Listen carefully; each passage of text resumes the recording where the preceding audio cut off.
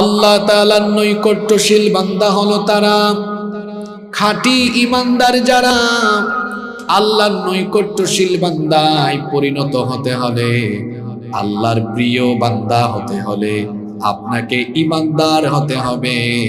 এজন্য রব্বুল আলামিন কোরআনুল কারীমের 34 নম্বর সূরা সূরা সাবা এর 37 নম্বর আয়াতে বললেন, ওয়ামা আমওয়ালুকুম ওয়ালা আওলাদুকুম বিল্লাতি তুকাররিবুকুম ইনদানা যুলফা ইল্লা মান আমানা ওয়া আমিলা সালিহান। আল্লাহ তাআলা বলছেন, তোমাদের ধন সম্পদ, সন্তান সন্ততি, এগুলোর মাধ্যমে তোমরা আমার নিকটবর্তী হতে পারবে না, বরং আমার নিকটবর্তী হবে তারা ঈমান এনে নেক আমল করে যারা আমার নিকটবর্তী হলো তারা। তাহলে আল্লাহর নিকটবর্তী হওয়ার জন্য এক নম্বরে যে জিনিসটা লাগবে, জোরে বলেন, সেটার নাম কি? আরো জোরে বলেন। এখন আপনারা হয়তো বলবেন, হুজুর এই এক নাম্বার পয়েন্ট আমাদের সাথে কমন পড়ে গিয়েছে, আমরা তো সবাই ঈমানদার। ঈমান শুধুমাত্র মুখ দিয়ে ঘোষণা দেওয়ার নাম নয়, বরং তিনটা জিনিসের নাম হলো ঈমান। জোরে বলেন তো, কয়টা জিনিসের নাম ঈমান? আরো জোরে বলেন। তিনটা জিনিসের নাম হলো ঈমান। এক নাম্বার, মুখ দিয়ে ঈমানের ঘোষণা দেওয়া। দুই নাম্বার, যেটা ঘোষণা দিলেন অন্তর দিয়ে দৃঢ়ভাবে সেটা বিশ্বাস করা। তিন নাম্বার হলো মুখ দিয়ে ঘোষণা দিয়ে অন্তর দিয়ে যেটা দৃঢ়ভাবে বিশ্বাস করলেন সেটা আপনার বাস্তব জীবনে, প্রাত্যহিক জীবনে আমলের মাধ্যমে বাস্তবায়ন করা। এই তিনটি কাজ করে যারা খাঁটি ঈমানদার হলো তারা। এখন আপনি ঈমানের কোন লেভেলে আছেন আপনি নিজেই বুঝতে পারবেন। মুখ দিয়ে বললেন আল্লাহর উপরে ঈমান এনেছি, রাসূলের উপর ঈমান এনেছি, অন্তর দিয়ে হালকা পাতলা বিশ্বাস করলেন, কিন্তু বাস্তব জীবনে তার ব্যতিক্রম ঘটালেন। আপনি বললেন আপনি আল্লাহর উপর ঈমান এনেছেন, কিন্তু আজান হলে আপনাকে নামাজের ধারে কাছেও দেখা যায় না। আপনি বললেন আপনি ঈমান এনেছেন, কিন্তু সুদ খাওয়ার বেলায় আপনাকে সুদ থেকে দূরে সরানো যায় না, ঘুষ থেকে দূরে সরানো যায় না, মাদক থেকে দূরে সরানো যায় না, জিনা থেকে আপনাকে দূরে সরানো যায় না, অন্যায় অনাচার পাপাচার কোনো কিছু থেকেই আপনি বিরত থাকতে পারেন না। মুখ দিয়ে ঈমানের ঘোষণা দিয়ে বাস্তব জীবনে আল্লাহর হুকুম বিরোধী সকল কর্মকাণ্ড করা, এটার নাম ঈমান নয়, এটা হলো ঈমানদারির নামে খাঁটি টাটকা মুনাফিকি। ঠিক ঠিক বলে চলে গেলে চলবে না, আজকে নিজের সাথে ওয়াজ মিলাই। আল্লাহর প্রিয় হওয়ার জন্য এক নম্বরে কি লাগবে? জোরে বলতে হবে। ঈমান কথাটা ভুল, বলবেন খাঁটি ঈমান। কি লাগবে? কারণ সুদখোর সেও নিজেকে ঈমানদার বলে, ঘুষখোর সেও নিজেকে ঈমানদার বলে। সুদখোর, ঘুষখোর, পাপী তাপী যারা নিজেকে পাপ করার পরেও ঈমানদার বলে ঘোষণা দেয়, ওইটা আসল না, ওটা নকল, ওটা খাঁটি না, ওইটা ভেজাল। ঈমান আনার পরে আল্লাহ এবং রাসূলের তরিকার উপর চলছে যারা, খাঁটি ঈমানদার হলো তারা। সুবহানাল্লাহ। আল্লাহর নিকটবর্তী হওয়ার জন্য এক নম্বরে কি লাগবে? ঈমান। দুই নম্বর, আল্লাহ তাআলার নিকটবর্তী হতে হলে আল্লাহকে সাজদা দেওয়া লাগবে। জোরে বলেন তো, কি দেওয়া লাগবে? সাজদা। সূরাতু আল আলাকের শেষ আয়াতে আল্লাহ বলছেন, ওয়াসজুদ ওয়াকতারিব, সাজদা দাও, আর সাজদা দেওয়ার মাধ্যমে তোমরা আমার নিকটবর্তী হয়ে যাও। বান্দা যখন সাজদা দেয় তখন সে আল্লাহর একেবারে নিকটবর্তী হয়ে যায়। মুসলিম শরীফের হাদিসে নবীজি বললেন, আকরাবু মা ইয়াকুনুল আবদু মির রাব্বিহি ওয়া হুয়া সাজিদ। নবীজি বলেছেন, বান্দা যখন তার মাথা ঝুঁকিয়ে আল্লাহর কুদরতি চরণে সাজদায় লুটিয়ে পড়ে, তখন আল্লাহ আর বান্দার মাঝে কোনো পর্দা থাকে না। সুবহানাল্লাহ পড়েন। বান্দা যখন সাজদা দেয় আল্লাহর তখন একেবারে কাছাকাছি চলে যায়। আপনি যেন আল্লাহকে সাজদা দিয়ে আল্লাহর নিকটবর্তী হতে পারেন, এজন্য প্রত্যেক দিন 5 ওয়াক্ত নামাজ আমাদের জন্য দিয়েছেন কে? নামাজে জানতো। এখন তো প্যান্ডেলের ভিতরে জায়গা নাই, কিছুক্ষণ পরে আসরের নামাজে অনেক মানুষকে পাওয়া যাবে না। আপনি 2 ঘন্টা 3 ঘন্টা ওয়াজ শুনলেন, এরপরে আপনি নামাজে আসলেন না, এই ওয়াজ কোনো কাজে লাগলো না। আল্লাহর নিকটবর্তী হতে হলে আল্লাহকে সাজদা দেওয়া লাগবে। কিন্তু আপনি এমন মানুষ, প্রতিদিন 5 বার আল্লাহ নামাজ দিলেন আল্লাহকে সাজদা দেওয়ার জন্য, আপনি আল্লাহকে সাজদা দিলেন না। আল্লাহকে সাজদা না দেওয়ার পরিণতি ভালো না খারাপ? আরো জোরে বলেন, ভালো না খারাপ? ইবলিসের নাম তো আমরা সবাই জানি। এই ইবলিস আল্লাহকে সাজদা দেয় নাই কয়টা? আপনারা আছেন না ঘুমাই গেছেন? ইবলিস আল্লাহকে সাজদা দেয় নাই কয়টা?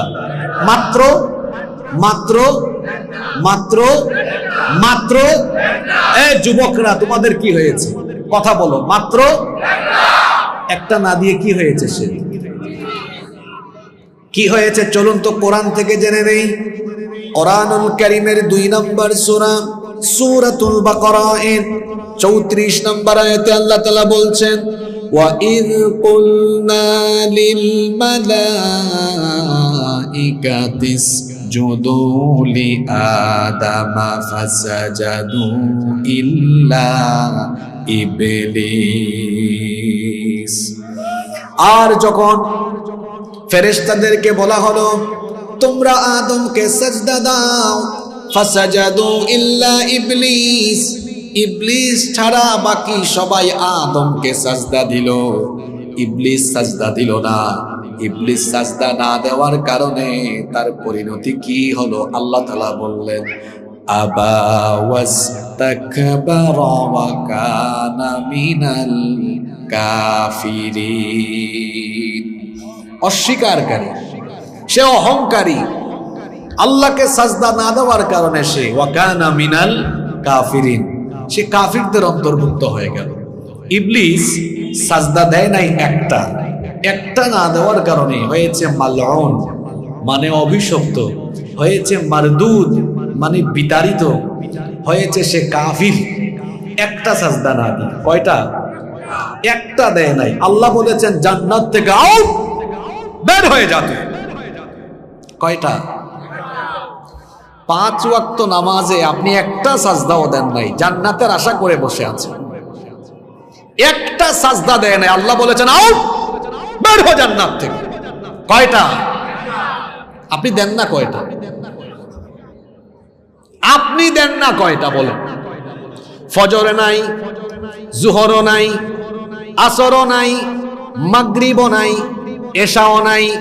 ওই যে আমার জাতীয় কবি বলেছেন, ঘুমাইয়া কাজা করেছ ফজর, তখনও জাগনি যখন জোহর, হেলায় খেলায় কেটেছে আসর, মাগরিবের ওই শুনিয়া যান, এখনো জামাতে হওরে শামিল, এখনো এসাতে আছে স্থান, বাজিছে দামামা বাদ্রে আমামা, শির উঁচু করি মুসলমান, দাওয়াত এসেছে নয়া জামানা, ভাঙা কেল্লায় উড়ে নিশান। তিনি যেন কবিতার প্রত্যেকটি লাইনে আমার আপনার জীবনের বাস্তবতা ফুটিয়ে তুলেছে। ফজরের নামাজে যায় না, ঘুমিয়ে থাকে। আল্লাহর বান্দা এই চিন্তা মাথায় আনে না, আমি যে ফজর আদায় না করে ঘুমিয়ে থাকলাম, জোহরের আগে আমার জানাজা হওয়ার সম্ভাবনা আছে না নাই? কেমন করে ঘুমাও তুমি,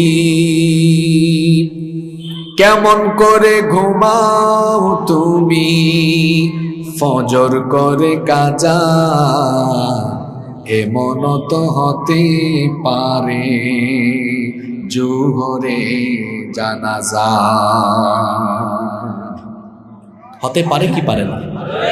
তো হতে যদি পারে তো ফজরের সাজদাগুলো মিস গেল কেন? জোহরের সাজদাগুলো মিস গেল কেন?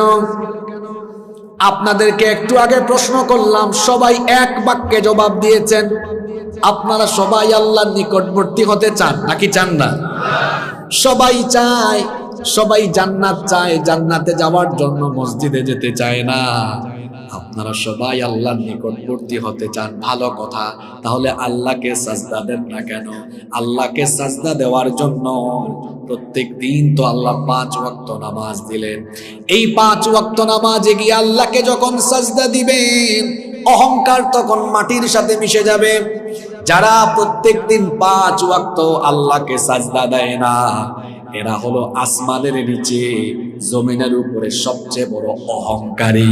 এরা অহংকার করে কার সাথে? আস্তে বলবেন না, জোরে বলেন, কার সাথে? মুয়াজ্জিন সাহেব নামাজের সময় ডাক দেন, হাইয়া আলাস সালাহ, নামাজের জন্য আসো, হাইয়া আলাল ফালাহ, কল্যাণের জন্য আসো। কিন্তু সে তখন ব্যবসা করে, সে তখন চাকরি করে, ডিউটি করে, দুনিয়াবি কাজ করে। অথচ আল্লাহ কোরআনে কারিমে বলেছেন, ইমানদার হলো তারা ব্যবসা বাণিজ্য বেচা কেনা সকল কাজকর্ম থেকে নামাজের সময় বিরত থেকে নামাজে হাজির হয়ে যায় যারা। এজন্য আল্লাহ বললেন, রিজালুন লা তুলহিহিম তিজারাতুন ওয়ালা বাইউন আন যিকরিল্লাহি ওয়া ইকামিস সালাহ। আল্লাহ তাআলা বলছেন, মুমিন তো সেই ব্যক্তি যাদের স্বভাব হলো তাদের ব্যবসা বাণিজ্য বেচা কেনা, এগুলো তাদেরকে আল্লাহর জিকির এবং সালাত আদায় করতে কখনো দূরে রাখে না। অর্থাৎ তাদের কাছে কাজের চাইতে নামাজ বড়। কিন্তু আমাদের মধ্যে অনেক মানুষ আছে, নামাজের সময় বলে আমার কাজ বড়, নামাজ পড়ে আগে আমার কাজ। অথচ আল্লাহ শিখিয়েছেন, বান্দা আগে তোমার নামাজ, এরপরে তোমার কাজ। আল্লাহর নিকটবর্তী হতে হলে আল্লাহকে সাজদা দিতে হবে। আর নবীজি বলেছেন, বান্দা যখন সাজদায় লুটিয়ে পড়ে তখন বান্দা কাছাকাছি চলে যায়, আল্লাহর নিকটবর্তী হয়ে যায়। নামাজে যখন আমরা দাঁড়াই, আমরা যে আসলে আল্লাহর গোলাম, এই প্রমাণটা সেখানে পাওয়া যায়। সেখানে কোনো অহংকার দেখা যায় না, অহংকার মাটির সাথে মিশে যায়। দেখুন তো নামাজে আমরা কিভাবে দাঁড়াই।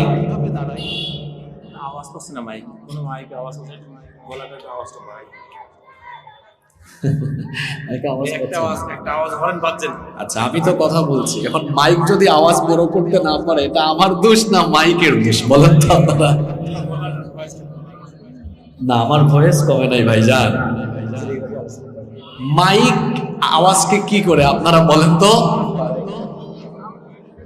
আপনারা আমার কথা বুঝেন না? মাইকের কাজ কি?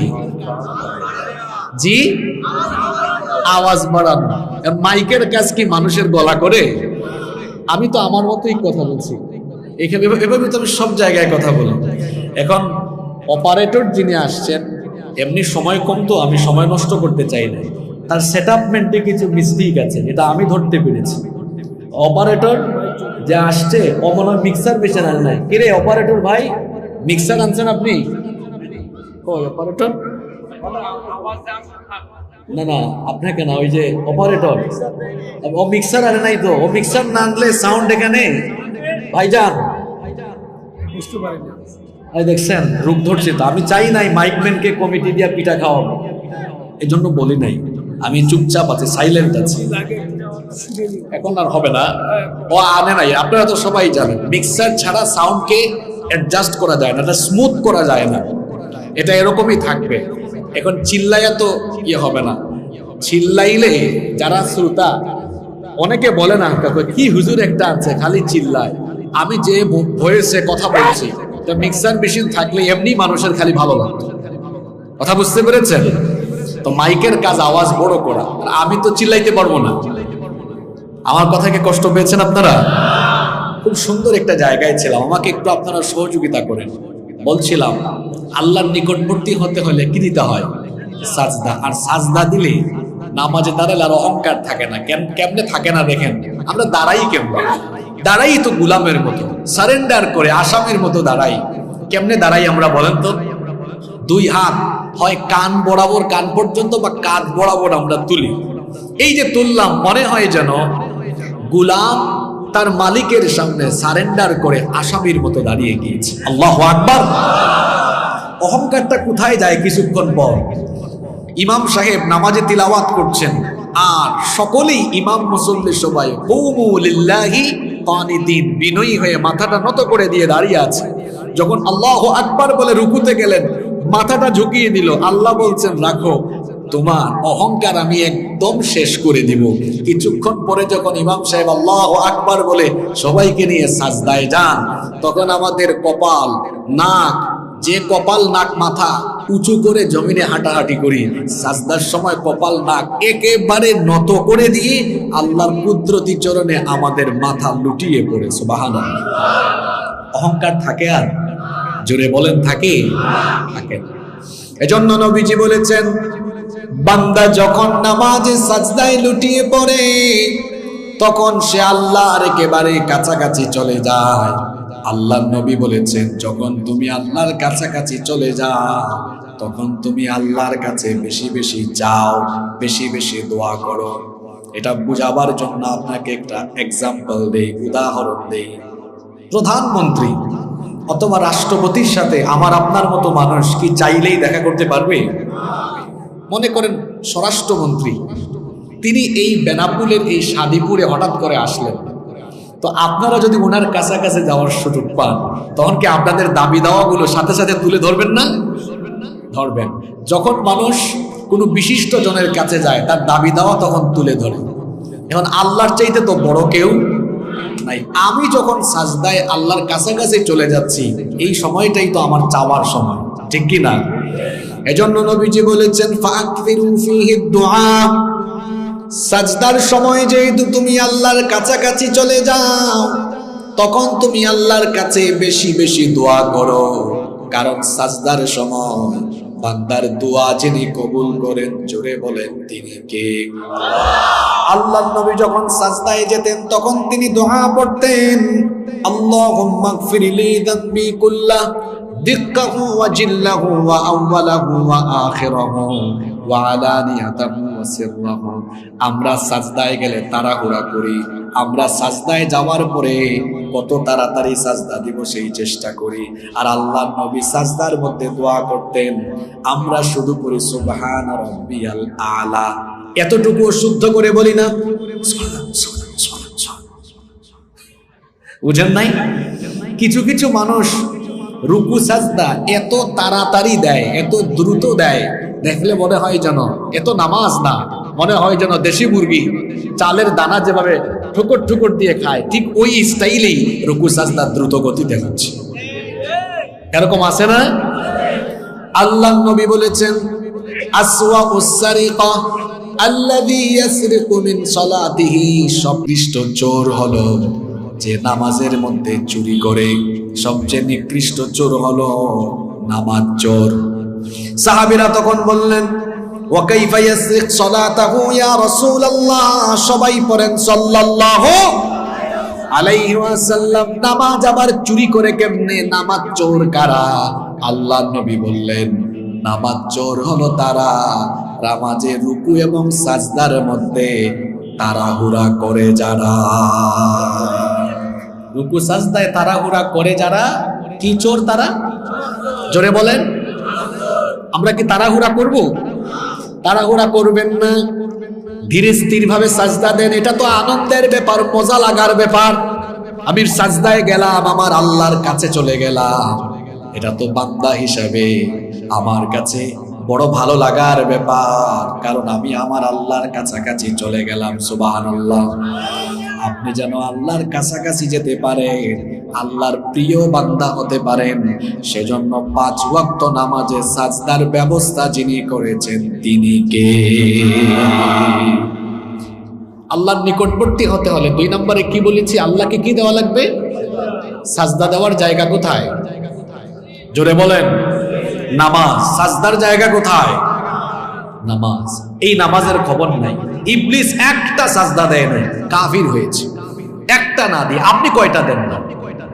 আল্লাহর নবী বলেছেন, মান তারাকা সালাতা মুতাআম্মিদান ফাকাদ কাফারা জিহারান, যে ব্যক্তি ইচ্ছে করে নামাজ ছেড়ে দিল সে সরাসরি আল্লাহর সাথে কুফরি করলো। নামাজ ছেড়ে দেওয়া মানে হলো আল্লাহর সাথে কুফরি করা। পায়ে ধরে বলে যাচ্ছি, আজান হলে নামাজ আদায় না করে অন্য কোনো কাজে লিপ্ত থাকবেন না, কারণ ইসলামের সবচাইতে বড় ইবাদতের নাম হলো নামাজ। সবচেয়ে বড় ইবাদত কি? জোরে বলেন, আরো জোরে বলেন। ইসলামের সবচেয়ে বড় ইবাদত হলো, আল্লাহর নবী বলেছেন, যার মধ্যে নামাজ নাই তার মধ্যে ইমানই। আমাদের দেশে অনেক মানুষ আছে বলে, হুজুর নামাজটা ঠিক মতো পড়তে পারি না, কিন্তু আমার ইমান ঠিক আছে। আপনার ইমান থাকলেই তো ইমান ঠিক থাকবে, ইমানই তো নাই, তো ঠিক আর কেমনে থাকবে? এটা আমার কথায় কি আপনারা বেজার হয়ে গেলেন? কি লাগবে? 2 নম্বরে নামাজ। কি লাগবে? খুব সুন্দর একটা টপিকে আমরা কথা বলা শুরু করেছি, আপনাদের মনোযোগ আছে তো? 3 নম্বর, আল্লাহর নিকটবর্তী হতে চান? ফরজ ইবাদতের পাশাপাশি নফলের প্রতিও আপনি যত্নবান হবেন, তখন আল্লাহর একেবারে প্রিয় বান্দা হয়ে যাবেন আপনি। সুবহানাল্লাহ পড়েন। এটার একটা উদাহরণ দিই আপনাদেরকে। মনে করেন বেনাপুলে আপনি কোনো কোম্পানিতে জব করেন, চাকরি করেন। এখন আপনি চাকরির যে ডিউটি আছে সেটা ঠিক মতো পালন করেন। ডিউটি করার পাশাপাশি মাঝে মাঝে আপনি কোম্পানির জন্য আলাদা চিন্তা ভাবনা করেন, একটু আলাদা শ্রম দেন। কোম্পানির চেয়ারম্যান বা এমডি যিনি, তিনি কি আপনার প্রতি তখন বিশেষ একটা নজর দিবেন না? আপনার প্রতি তার মহব্বত বাড়বে যে আমার এই স্টাফের এই লোকটা তো দেখি তার ডিউটির পাশাপাশি আমার কোম্পানির ব্যাপারে আন্তরিক, আমার প্রতিষ্ঠানের ব্যাপারে সে আন্তরিক। তখন আপনার প্রতি তার আন্তরিকতা বাড়বে, মায়া মহব্বত বাড়বে। আপনি যখন 5 ওয়াক্ত নামাজের পাশাপাশি নফল কাজও বৃদ্ধি করে দিবেন, তখন আপনি অন্যান্য সাধারণ মুসলমানদের মতো আল্লাহর কাছে ওই মর্যাদায় থাকবেন না। তখন আপনাকে আল্লাহ দয়া করে, মহব্বত করে, আল্লাহ আপনাকে ভালোবেসে তার রহমতের কুলে তুলে নেবেন। সুবহানাল্লাহ। হাদিসে কুদসিতে এসেছে, আল্লাহ তাআলা বলেছেন, মা ইয়াতাকাররাবু ইলাইয়া আবদি বিশাইইন আহাব্বা ইলাইয়া মিম্মা আফতারাতু আলাইহি। আল্লাহ তাআলা বলেছেন, বান্দা যে সকল ইবাদতের মাধ্যমে আমার নিকটবর্তী হয় তার মধ্যে সবচাইতে উত্তম ইবাদত হলো ফরজ ইবাদত। আর ওয়া মা ইয়াজালু আবদি ইয়াতাকাররাবু ইলাইয়া বিন নওয়াফিল হাত্তা আহিব্বাহু।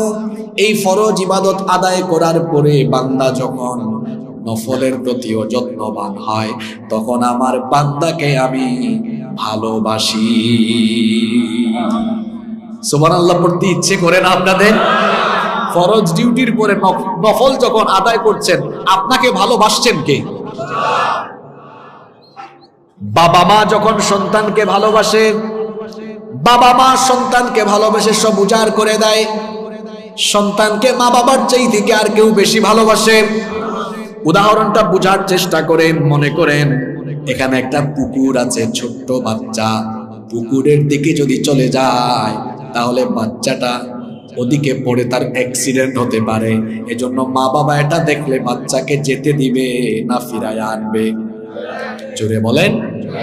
তাহলে বোঝা গেল মানুষ, মা বাপ তো মানুষ, মা বাপ তার সন্তানকে ভালোবাসার কারণে বিপদে গেলে ফিরায় আনে। আল্লাহ যদি আপনাকে ভালোবাসেন তাহলে কি হবে? আল্লাহ নিজেই বলছেন, ফাইদা আহবাবতুহু কুনতু সামআহু আল্লাযী ইয়াসমাউ বিহি। আমি যখন আমার বান্দাকে ভালোবাসবো তার কান তখন আমার কান হয়ে যাবে। শুধু তাই নয়, ওয়া বাসারাহু আল্লাযী ইউবসিরু বিহি। বান্দার চোখ তখন আমার চোখ হয়ে যাবে। ওয়া ইয়াদাহু আল্লাতী ইয়াবতিশু বিহা। বান্দার হাত তখন আমার হাত হয়ে যাবে। শুধু তাই নয়, ওয়া রিজলাহু আল্লাতী ইয়ামশি বিহা। তার পা তখন আমার পায়ে পরিণত হয়ে যাবে। এখন আপনারা বলবেন, হুজুর হাদিসের ব্যাখ্যা তো বুঝলাম না। আল্লাহর চোখ, আল্লাহর কান, আল্লাহর হাত, আল্লাহর পা হয়ে যাবে, বুঝলাম না। এর অর্থ হলো এই যে চক্ষু, কান, হাত, পা, এগুলো তখন আর বান্দার ইচ্ছায় পরিচালিত হবে না, যেভাবে সন্তান কুকুরের দিকে চলে গেলে মা বাপ ফিরায়া আনে, আল্লাহ যখন আপনাকে ভালোবাসবেন, চক্ষু দিয়ে বাজে জিনিস দেখার আগে, কান দিয়ে বাজে জিনিস শুনবার আগে, হাত দিয়ে বাজে জিনিস ধরবার আগে, পা দিয়ে বাজে জিনিসের দিকে যাওয়ার আগে আল্লাহ ভালোবেসে আপনাকে ফিরায়া আনবে।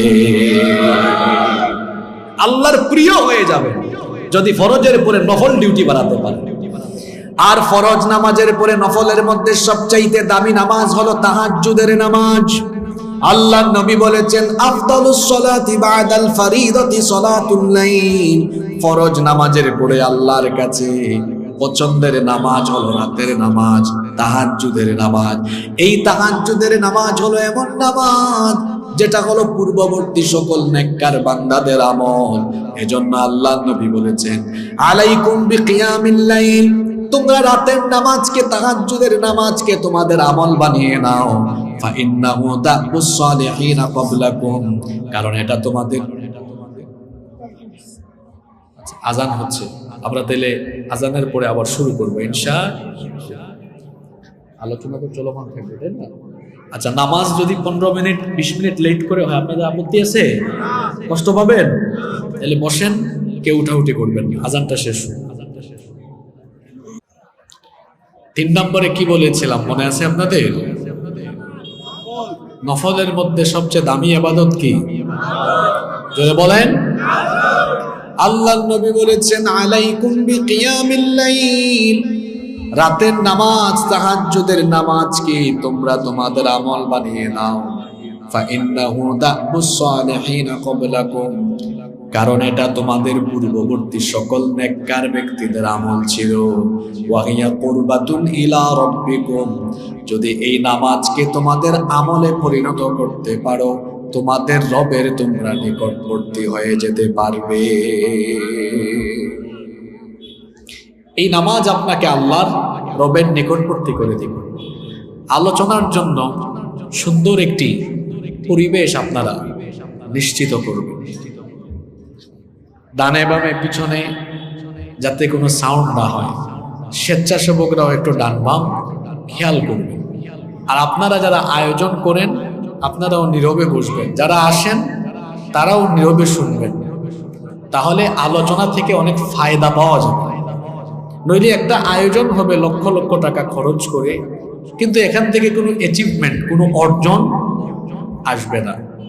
তো কোনো অর্জন যদি না থাকে, তাহলে তো এই মাহফিল আয়োজন করে আমাদের কোনো ফায়দা হবে না। আমার কথা কষ্ট পেয়েছেন? 4 নাম্বার, আল্লাহর নিকটবর্তী হতে হলে আল্লাহর জিকির নিজের মধ্যে ইনস্টল করতে হবে। আল্লাহর জিকির, জিকির মানে আমাদের দেশের মানুষ মনে করে হুপ হুপ, বসেন, দাঁড়ান, লাফান, এগুলো মনে করে জিকির। জিকির তো আরবি শব্দ, এর মানে হচ্ছে আল্লাহর স্মরণ।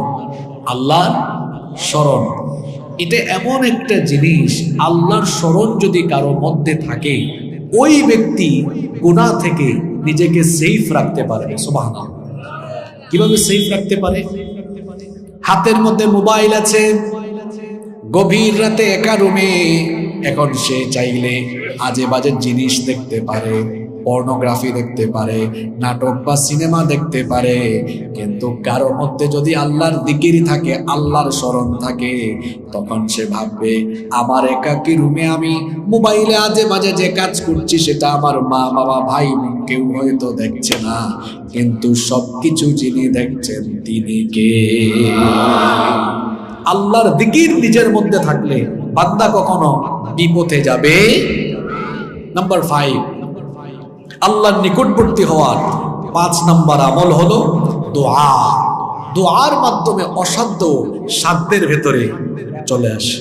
আল্লাহ তাআলা কোরআনে কারিমে বলছেন, ওয়া ইযা সাআলাকা ইবাদি আন্নী ফাইন্নী করিব উজিবু দাওয়াতাদ দাঈ ইযা দাআন فَلْيَسْتَجِيبُوا لِي وَلْيُؤْمِنُوا بِي لَعَلَّهُمْ يَرْشُدُونَ। আল্লাহ তাআলা বলছেন, ও নবী, আমার বান্দারা যখন আমার সম্পর্কে আপনাকে জিজ্ঞেস করে আপনি জবাব দেন ফাইন্নী করিব, আমি তাদের নিকটে আছি। উজিবু দাওয়াতাদ দাঈ ইযা দাআন, আহ্বানকারী যখন আহ্বান করে, কোন ব্যক্তি যখন দোয়া করে আমাকে ডাকে, সে যেন জেনে রাখে সে আমাকে তার নিকটে পেয়ে যাবে। সুবহানাল্লাহ। সারাদিন যায়, কয়বার আল্লাহকে ডাকেন আপনি? কতবার চান? নবীজি বলেছেন সাল্লাল্লাহু মিন ফাদলি ফাইন্নাল্লাহা ইউহিব্বু আন ইউসআল, আল্লাহর অনুগ্রহ তালাশ করো, আল্লাহর কাছে চাও, কারণ আল্লাহর কাছে চাইলে যে ব্যক্তি চায় আল্লাহ তার উপরে খুশি হয়ে যান। সুবহানাল্লাহ। যে ব্যক্তি চায় না, মাল্লাম ইয়াসআলিল্লাহ ইয়াগদাব আলাইহি, যে ব্যক্তি আল্লাহর কাছে চায় না আল্লাহ তার উপর বেজার, আল্লাহ তার উপর অখুশি হন। দুনিয়ার মানুষের কাছে এক দুইবার চাওয়ার পরে পরের বার গেলে সে অখুশি হয়, কিন্তু আল্লাহর কাছে আপনি চাইলে আল্লাহ অখুশি হন না, বরং আল্লাহর কাছে বান্দা যতবার চায় ততবার আল্লাহ বান্দার উপর খুশি হয়ে যান। সুবহানাল্লাহ। পার্থক্য দেখেছেন? আপনি জানতো আপনার এলাকার আব্দুল করিম সাহেবের কাছে আজকে যান দিবে, আগামীকাল যান দিবে, পরের দিন বাড়ির দারোয়ানকে বলবে এই অমুককে আমার গেটের আশপাশে দেখলে বিদায় করে দেবে। কিন্তু আল্লাহ তাআলার কাছে আপনি চাইলে আল্লাহ আপনাকে নিয়ে ফেরেশতাদের সমাবেশে গর্ব করেন। দেখ, আরাফার দিবসের হাদিস আছে, আরাফার দিবসে আল্লাহ দুনিয়ার আসমানের নিকটবর্তী হন, যখন ধনী ধনী লোকেরা কাপড় চোপড় খুলে সাদা দুই টুকরা কাপড় পরে যায়, আল্লাহ বলেন দেখ আমার বান্দাকে দেখ, তার সকল অহংকার অহমিকা দূর করে সে দুই টুকরা কাপড় পরে ধুলোমলিন বদনে উস্কো খুস্কো চুল নিয়ে হাজির হয়েছে, আর আমার কাছে ভিক্ষুকের মতো আমার কাছে এসে দোয়া করছে, ফরিয়াদ করছে। দেখ ফেরেশতা, এই মানুষ বানাতে আমাকে তোরা নিষেধ দিয়েছিলেন, তাকায়া দেখ আমার বান্দা গোলাপের মতো সাইল হয়ে আমার কাছে দোয়া করছে। সুবহানাল্লাহ। আল্লাহ খুশি হয়ে যায়। এজন্য দোয়া করবেন। দোয়া এমন এক জিনিস, অসাধ্য সাধ্যের ভেতরে চলে আসে। বাচ্চা নাই, সন্তান নাই, দোয়া করেন। ইব্রাহিম আলাইহিস সালাম 86 বছরে সন্তান পেয়েছেন। জাকারিয়া আলাইহিস সালামের বন্ধ্যা স্ত্রীর ঘরে সন্তান হয়েছে। বন্ধ্যা নারী তো সন্তান জন্ম দিতে অক্ষম, দোয়ার মাধ্যমে সেটাও সম্ভব হয়েছে। আপনি অসুস্থ, আইয়ুব আলাইহিস সালাম 18 বছর অসুস্থ, দোয়া করেছেন, আল্লাহ সুস্থ বানিয়ে দিয়েছেন। কি বিপদে পড়েছেন বলেন আপনি? ইউনুস নবী তো মাছের পেটের ভেতরে বিপদে পড়েছিলেন, দোয়া করেছেন, আল্লাহ সেখান থেকে তাকে উদ্ধার করে দিয়েছেন। সুবহানাল্লাহ। এজন্য বেশি বেশি চাইতে হবে কার কাছে? আল্লাহর কাছে। 6 নাম্বার, আল্লাহ তাআলার নিকটবর্তী হতে চান, তাওবা ইস্তিগফার, প্রতিদিন তাওবা ইস্তিগফারের সাথে থাকবেন, ইস্তিগফার করবেন। সুযোগ পেয়েছেন আস্তাগফিরুল্লাহ, সুযোগ পেয়েছেন আস্তাগফিরুল্লাহ পড়বেন। কারণ কোরআনে কারীমে আল্লাহ বলেছেন ইস্তিগফাররত বান্দাদের উপরে আল্লাহ কখনো আযাব দেন না, গজব দেন না। সুবহানাল্লাহ। এরপরে নাম্বার 7, 7 নাম্বার, ইহসান করবেন। ইহসান মানে হলো ইবাদতগুলোকে একনিষ্ঠতার সাথে, ইখলাসের সাথে সুন্দর করে, সুচারুভাবে, গোছালোভাবে, যথাযথভাবে করা, এটার নাম হলো ইহসান। ইন্নাল্লাহা ইউহিব্বুল মুহসিনিন, আল্লাহ মুহসিনিনদেরকে ভালোবাসেন। 8 নাম্বার হলো পিতামাতার খেদমত। আল্লাহর নিকটবর্তী হতে চান, মা বাবার নিকটবর্তী হন। পৃথিবীতে মা বাবা হলেন আপনার জন্য সবচাইতে বড় নিয়ামত। মা বাপকে যারা খুশি করতে পারে নাই, আল্লাহকেও তারা খুশি করতে পারে নাই। যারা তাদের মা বাপকে আঘাত দিয়েছে, কষ্ট দিয়েছে, এদের দুনিয়াও শেষ হবে, আখিরাতও ধ্বংস হবে। মা বাবা বড় সেনসিটিভ জায়গা। মনে রাখবেন, পৃথিবীতে যারা সফল হয়েছেন প্রত্যেকেই তাদের মা বাবার খেদমত করে, মা বাবার কাছ থেকে দোয়া হাসিল করেছেন। মা বাবার দোয়া যদি পেয়ে যান, জীবন সফল হয়ে যাবে। যুবক ভাইদেরকে বলবো, খবরদার মা বাবার সাথে বেয়াদবি করবেন না, মা বাবার সাথে সুন্দর আচরণ করবেন। আল্লাহর ইবাদতের পরে মা বাবার খেদমত করতে হবে, এই হুকুমটা কার? এজন্য মা বাবার খেদমত করবেন, আল্লাহ আপনাকে ভালোবাসবেন। 9 নাম্বার হলো মা বাবার খেদমতের পরে নিজের পাড়া প্রতিবেশী, আত্মীয় স্বজন, এদের নিকটবর্তী হবেন। আল্লাহর নবী বলেছেন ওই ব্যক্তির উপরে আল্লাহ জাহান্নামের আগুন হারাম করে দিয়েছেন যে ব্যক্তি লিকুল্লি করিবিন লাইয়িনিন হাইয়িনিন সাহলিন আল্লাহর নবী বলেছেন নম্র ভদ্র এবং মানুষের নিকটবর্তী যে লোক মানুষের সুখে দুঃখে আপদে বিপদে পাড়া প্রতিবেশী আত্মীয় স্বজনের নিকটে থাকে আল্লাহ ওই বান্দার নিকটে থাকে সুবহানাল্লাহ। পাড়া প্রতিবেশীর খোঁজ খবর রাখবেন। 10 এবং সর্বশেষ হলো আল্লাহ তাআলার নিকটবর্তী যদি আপনি হতে চান তাহলে তাকওয়া আল্লাহকে ভয় করার নীতি আপনি অবলম্বন করবেন।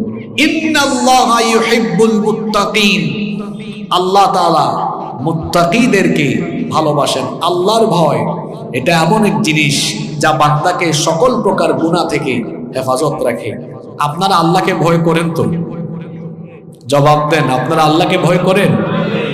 তা আল্লাহকে ভয় করলে নামাজে যান না কেন? আল্লাহকে ভয় করলে সুদ খান কেন?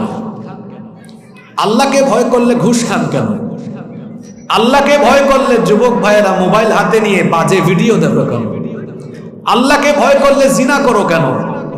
আল্লাহকে ভয় করলে মানুষের হক মাইরা খান কেন? আল্লাহকে ভয় করলে আলগা পয়সা অর্থাৎ দুর্নীতি করে খান কেন? আল্লাহকে ভয় করলে বেপরদা হয়ে ঘর থেকে বের হন কেন? তার মানে মুখ দিয়ে বলেন আল্লাহকে ভয় করেন, কিন্তু বাস্তব জীবনে আল্লাহর নাফরমানি করে শয়তানের গোলামি করেন।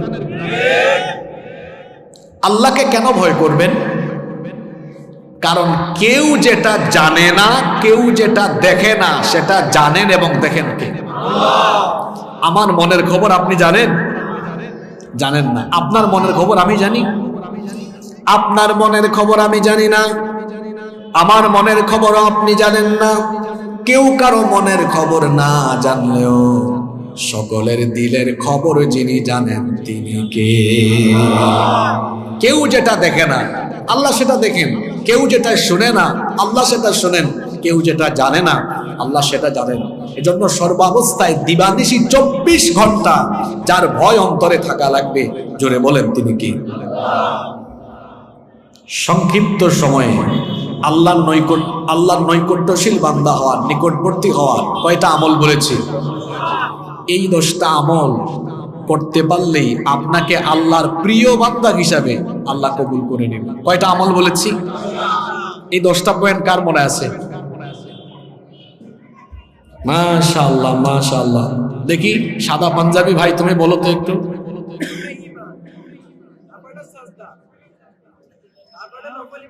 মাশাআল্লাহ মাশাআল্লাহ মাশাআল্লাহ। আল্লাহর জিকির, ইস্তিগফার, তারপরে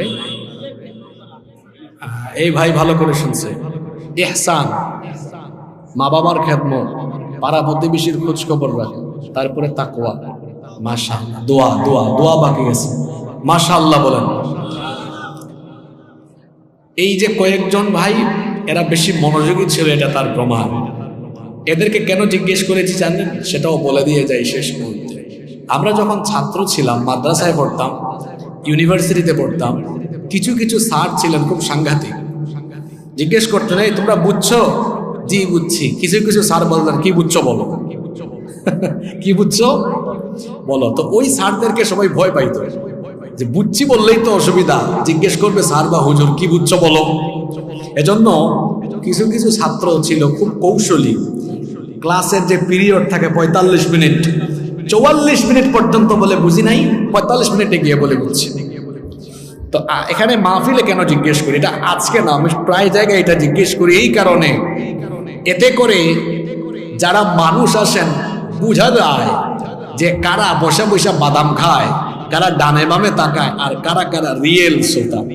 এই যে আমার ভাই বলতে পারলো 10টা পয়েন্ট, তার মানে সে আজকের আলোচনা এসে তার লাভ হয়েছে, লস হয় নাই, সে কিছু আমল শিখে গিয়েছে। এটা দিয়ে আপনাদেরকে শিক্ষা দিতে চাইলাম, ভবিষ্যতে যত জায়গায় মাহফিলে যাবেন, সেমিনারে যাবেন, জুমার দিনে হুজুরের বয়ান শুনবেন, দিলের কান দিয়ে শুনবেন, যাতে এই ভাইয়ের মতো আলোচনার শেষে পুরা আলোচনা বলতে না পারলেও সামারিটুকু খোলাসা যেন আপনি বলতে পারেন। তাহলে দেখবেন ইলিম থাকলে আমলে পরিবর্তন আসে। আমার দেশে অনেক মানুষ বলে না, এত ওয়াজ হয় আমল হয় না কেন? কারণ ওয়াজের বেশিরভাগ শ্রোতা অমনোযোগী। যদি এরা মনোযোগী থাকে আমলে পরিবর্তন আসবে।